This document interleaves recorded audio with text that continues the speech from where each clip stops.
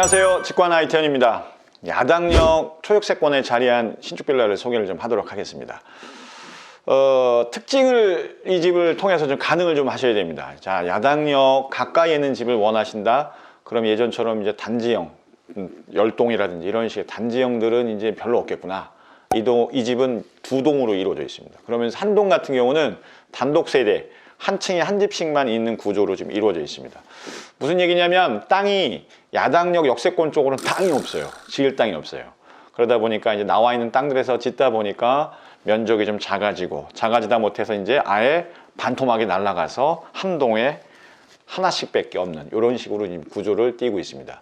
바꿔 얘기하면 야당역 초역세권으로 해서 빠르게 접근성을 최고의 가치로 우선하신다 그러면 집 사이즈 자체라든지 동수가 좀 적은 쪽에서 선택을 좀 하셔야 되는데, 여전히 동수도 좀 많고 집도 넓고 역도 가깝고 가격은 무진 싸야 되고, 제발 이러지 마시고 영상을 보시면서 현재 어떤지를 한 번 더 가늠해 보시기를 추천드려 보겠습니다. 자, 8분 정도 걸립니다. 야당역 3번 출구, 저희 사무실 있는 딱 고개 앞에 놔두고 이렇게 반원을 그리면서 보시는 게 통상적입니다. 그래서 저희가 위치한 거는 이 반원 중에서 3번 출구에서 딱 직선거리로 황룡산 자락으로 직진해서 올라오신다고 보면 되겠는데, 8분 정도 슬슬 걸어간다 치더라도 그 정도니까 크게 오버하지 않습니다. 쉽게 오갈 수 있는 위치에 위치하고 있는 집을 여러분들은 지금부터 보시게 되겠습니다. 자, 요 옆으로는 롯데마트가 있습니다. 슬슬 걸어가면 1분 정도 되고, 롯데마트가 있다는 얘기는 롯데마트가 있는 쪽으로 해서 초등학생 자녀를 두신 분들이라면 궁금하시겠습니다만, 초등학교 어디로 보내요 할 때 가장 가까이 있는 게 이제 와석초등학교 내지는 이제 운정초등학교인데, 와석초등학교 같은 셔틀버스가 지금 운행 중에 있어요. 물론 모든 학생이 탈 수는 없습니다만 셔틀버스 그 라인에 들어와 있습니다. 바로 나가서 셔틀버스를 탑승을 하고 학교로 등하교를 할 수 있는 그런 좋은 위치. 그 셔틀버스 라인이라는 데가 또 마을버스 라인이기도 합니다. 야당역에서 운정역으로 오가는 마을버스 라인이다 보니까 이런 식의 마을버스 이용, 아이 학교, 마트를 생각하신다 그러면 이 집을 한 번 더, 두 번 더, 세 번 고민하고 보셔도 되겠습니다. 일단 특징으로 보면 크진 않아요. 크진 않고, 그러다 보니까 이제 옵션들을 꽉꽉 채워놨습니다. 에어컨 눈에 띄시겠습니다만 에어컨 4개, 거실 하나, 방 3개 쪼로로 들어가 있고, 주방 쪽은 이렇게 비스포크로 지금 채워놨습니다. 요 냉장고죠. 위에는 냉장, 밑에 냉동, 그 다음에 김치 냉장고 이렇게 해서 싹 세팅을 했고, 예전처럼 뭐 이런 가구에 배치해서 튀어나오거나 이런 거 없이 딱 맞게끔 세팅이 끝났습니다.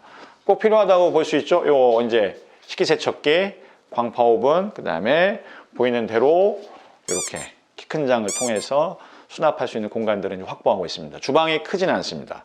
크진 않아서 지금 이제 아일랜드가 높이 들어와 있어서 이 안쪽까지는 수납이 되는데, 바깥쪽으로 더 벌려가지고 식탁을 두시는 건 선택사항입니다만, 공간적으로 이렇게 막 커서 여러 가지를 넣을 수 있는 그런 식의 구조는 아닙니다.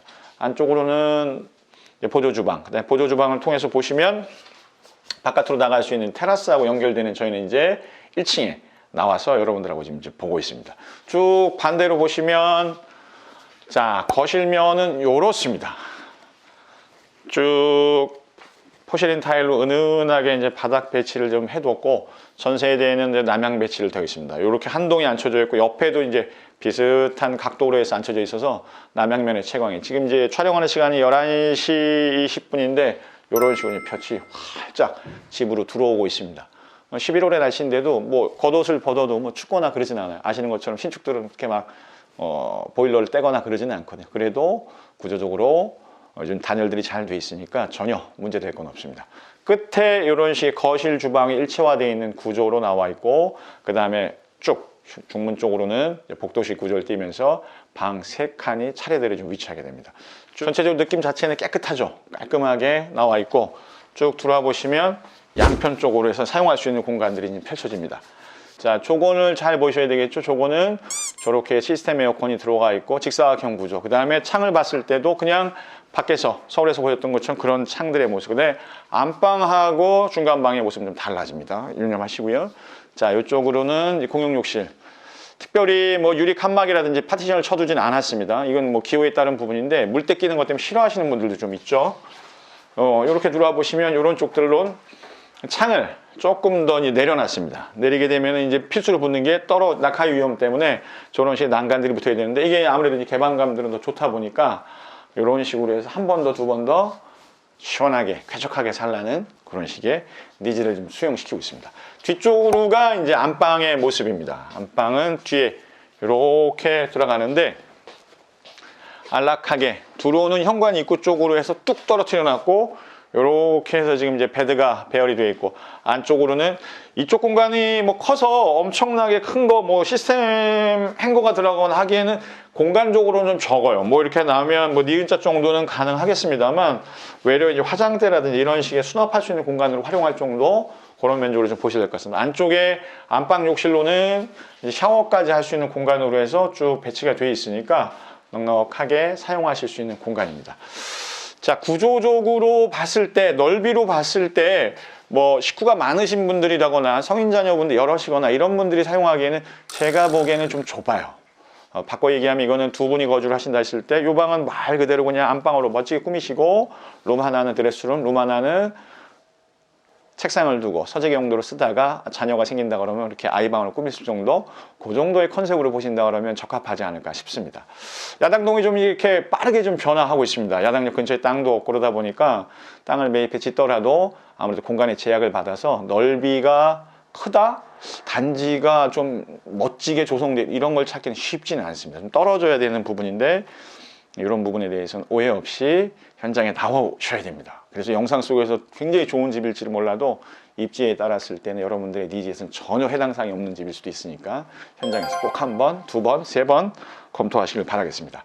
자, 특징 하나를 둔다 그러면, 야당동을 좀 아시는 분들이라면 도로 부분에 대한 불편사항에 대한 얘기가 좀 있습니다. 아무래도 철길이 지나가는 그 철길 위를 넘나들어야 되는데, 그런 구름다리, 과선교라고 부르는 게 몇 개가 없어요. 그러다 보니까 정체에 대한 걱정이 있을 수 있는데, 그걸 해소하는 것들이 제2자유로에서부터 황룡산을 자락을 끊어가는 김포 관상간도로. 근데 거기서 램프가 생깁니다.